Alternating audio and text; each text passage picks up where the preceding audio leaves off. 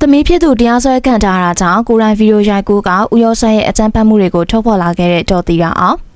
မိုးကုံမြို့ရွှေလိပ်ပြဟိုတယ်ပိုင်ရှင်တထေးကြီးဦးရောဆက်နဲ့အိမ်တွင်းအကြမ်းဖက်မှုကိစ္စတွေကပြီးခဲ့တဲ့လပိုင်းကစပြီးတော့သမီးဖြစ်သူဂျူလီယာဆန်ရဲ့ဖော်ထုတ်မှုကြောင့်တစားနဲ့တစားလူသိများလာခဲ့ပါတယ်။ဦးရောဆက်ကချမ်းသာကြွယ်ဝလွန်တဲ့တထေးပြီးအလူတန်းရရောပြီးတော့ပရာဟိတစိတ်အပြေးဝရှိနေပေမဲ့ဇနီးများနဲ့သားသမီးတွေပေါ်မှာတော့အတော်မှဆိုးရွားလွန်းတဲ့အိမ်တော်ဦးစီးတယောက်ဆိုတာကိုဂျူလီယာဆက်ကတပ်သေးဗီဒီယိုနဲ့တကွထုတ်ဖော်လာခဲ့တာပါ။တစင်းနေပေါ်မှာတော့ပရာဟိတစိတ်ပြည့်နဲ့ကောင်းနေပေမဲ့မိသားစုတွေမှာတော့ခက်ထန်ကြမ်းတမ်းလုံးနဲ့ဦးရောဆက်ကြောင်းကအင်တာနက်တစ်ခွင်မှာပြန့်နှံ့ခဲ့ပါတယ်။သမီးဖြစ်သူဂျူလီယာဆက်ကိုထီလက်ရောက်ရိုက်နှက်ခဲ့တာကြောင့်အနာတရဖြစ်ခဲ့ရတဲ့ဗီဒီယိုသက်သေတွေကလည်းပြန့်နှံ့ထွက်ပေါ်လာခဲ့တာပါ။ဒါ့အပြင်မိခင်ဖြစ်သူဒေါ်တီယာအောင်ကိုလည်းအိမ်အောင်တက်တန်းတလျှောက်အကြမ်းဖက်နှိပ်စက်ခဲ့တာကြောင့်စိတ်တရတွေရခဲ့ပြီးဒုတိယသမီးလက်နဲ့သားငယ်ဆုံးလေးမှလည်းအကျိုးသက်ရောက်မှုတွေရှိနေခဲ့ပါတယ်။ဂျူလီယာဆက်ရဲ့ညီမလေးမှလည်းစိတ်ကျန်းမာရင်ကုသမှုခံနေရပြီးတော့သားငယ်ဆုံးလေးကလည်းအော်တဇင်ဖြစ်နေခဲ့တာပါ။မိခင်ဖြစ်သူဒေါ်တီယာအောင်ကိုလည်းစားတင်ပြီးတော့ပေါင်းသင်းကြတဲ့ကအ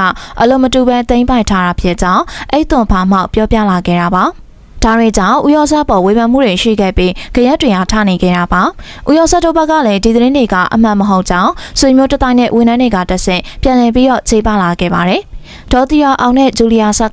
ကဦးရောဆက်ရဲ့စီးစိမ်တွေဖြုံးလုံးဝကမှကျေးဇူးကမ်းတာဆိုပြီးတော့ပြန်လည်ထုတ်ဖော်လာကြပါတယ်။ဂျူလီယာဆက်ကိုထီလက်ရောက်ရိုင်းနှက်တာကတက်တူထိုးလို့ဆေးဆွဲနေလို့စားတွေကြောင့်အဖေတယောက်နေနဲ့ဆုံးမရတာဖြစ်ကြောင်းဖြေရှင်းလာတာပါ။ဦးရောဆက်တို့ကလီဆူးလူမျိုးတွေဖြစ်တာကြောင့်ဂျူလီယာဆက်ကိုတက်တူမထိုးစေချင်တာပါ။ဒါမိခင်ဒေါ်တီယာအောင်ကနေတဆင့်ဆုံးမခိုင်းပေမဲ့မရတာကြောင့်လက်လုံသွားတာဆိုပြီးတော့ဖြေရှင်းခဲ့တာပါ။တစ်ဖက်ကဂျူလီယာဆက်တို့သားမီးကလည်းသူတို့ကအိမ်တွင်းအကြမ်းဖက်ခံရတာမို့လို့သူတို့ညမလေးမောင်လေးတွေနဲ့တူလွတ်မြောက်ခွင့်ပေးဖို့ခွင့်တောင်းခဲ့ကြတာပဲဖြစ်ပါတယ်။ဒါမဲ့ငွေများတရားနိုင်ဆိုတဲ့စကားအတိုင်းဦးရောဆက်ကရှင်းနေတဲ့အတွက်က notice စာကိုသတင်းစာမှာထုတ်ပြန်ကြေညာခဲ့ပါတယ်။ဒီကြောင့်ရအောင်ဖော်ပြတဲ့မီဒီယာမှန်သမျှတရားစွဲမှာဖြစ်တယ်လို့ဂျူလီယာဆက်ကိုလည်းသတိပေးလာတာကြောင့်ဂျူလီယာဆက်တို့သားမီးမှာတော့ငြိမ်သက်သားကောင်းသွားခဲ့တာပါ။ဒါမဲ့ဒီရက်ပိုင်းမှာတော့ဂျူလီယာဆက်ရဲ့မိခင်ဒေါ်တီယာအောင်ကိုယ်တိုင်သမီးဖြစ်သူတရားစွဲခံရတာကြောင့်ပြန်လည်ထုတ်ဖော်လာပြန်ပါတယ်။ဦးရောဆက်ကသတင်းစာကနေသတိပေးလာလို့ဒေါ်တီယာအောင်ကဂျူလီယာဆက်ကိုဘာမှမပြောခိုင်းမဲနဲ့ငြိမ်ငြိမ်နေခိုင်းခဲ့တာပါ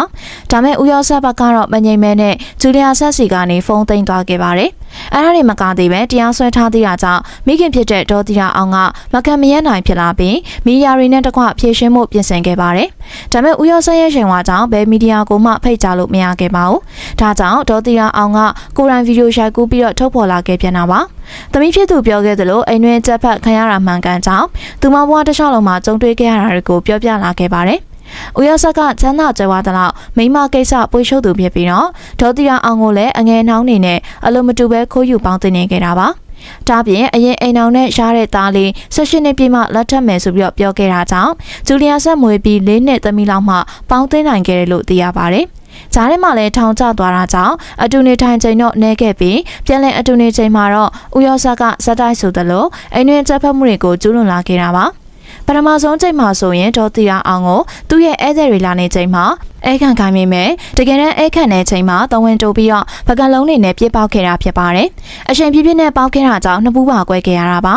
ါဒါနဲ့မကသေးပဲဇနီးဖြစ်တဲ့ဒေါ်တီယာအောင်ကိုလည်းသဝင်တိုးလွန်ပြီးတော့တပည့်တပန်းနေနဲ့ဆွဆွဲပြောဆိုခဲ့သေးတာပါဒါမဲ့သူကိုယ်တိုင်ကတော့အတွင်းမှုမလေးတွေနဲ့ရှုံနေတတ်တာပါဒါမဲ့ဒေါ်တီယာအောင်ကသူ့ရဲ့အမားကြောင့်သူအပြစ်ရှိလို့သာသဘောထားပြီးတော့ဦးရောဆက်ကိုအပြစ်မမြင်မဲနဲ့သူ့ဘက်ကသာပြုပြင်ပြီးတော့နေထိုင်နေခဲ့ပါတယ်တကယ်တော့ဂျူလီယာဆက်နဲ့ဒေါ်တီယာအောင်တို့ကသာဒီဖြစ်ပျက်တွေကိုအမှန်တရားတစ်ခုအနေနဲ့ပြောနေပေမဲ့ဦးရောဆက်တို့ဘက်ကလည်းဒါတွေကသူတို့သားမီးရဲ့လောက်ကျန်ဆက်တွေဆိုပြီးတော့ထုတ်ဖော်လာကြပါတယ်ဒုတိယဇနီးဖြစ်ပေမဲ့ဒေါ်တီယာအောင်နဲ့သားသမီးတွေကိုဖြည်းဖြည်းဆုံဆုံထားပေးသလိုဂျူလီယာဆက်ကိုလည်းအမေရိကန်နိုင်ငံမှာတော့ပညာသင်ယူစေခဲ့တာပါဘွဲယူပေးချိန်မှာလည်းရွှေလိပ်ပြဟိုတယ်မှာမန်နေဂျာဖြစ်ခန့်အပ်ပေးခဲ့ပြီးနောက်ပိုင်းဖိုင်းယူခါလာလုပ်ငန်းကိုလည်းတည်ထောင်ပေးခဲ့တာပါဒီလိုမျိုးပြည့်စုံအောင်ထားပေးတာတော့မှအခုလိုမျိုးအဆက်ခွဲပြောဆိုတာကကျေးဇူးကနလိုပဲသတ်မှတ်ထားကြပါတယ်ဒေါ်တီအောင်တို့ဘက်ကဆက်လက်ထုတ်ဖော်နေသလိုဦးရောဆက်ကလည်းတရားစွဲတာကိုဆက်လက်ပြီးတော့လှုပ်ဆောင်သွားမှာမို့လို့ဒီပြဿနာကဘယ်သူအမှန်ဖြစ်မလဲဆိုတာတော့မသိရသေးပါဘူး။ဒါမဲ့အိမ်တွင်းချက်ဖက်မှုတွေသာတကယ်ဖြစ်ခဲ့မယ်ဆိုရင်ဘယ်လိုလူမျိုးပဲဖြစ်ဖြစ်ထိရောက်တဲ့အရေးယူမှုတော့လှုပ်ဆောင်သင့်တာဖြစ်ပါတယ်။ကျူးနေကြတဲ့ပရိသတ်တို့အနေနဲ့ရောမိုးကုတ်ကရွှေလိပ်ပြဟိုတယ်ပိုင်ရှင်ဦးရောဆက်တို့မိသားစုရဲ့တွင်းရေးပေါ်မှာဘယ်လိုမျိုးထင်မြင်မိလဲဆိုတာကွန်မန့်မှာပြောပြပေးခဲ့ကြပါအောင်နော်။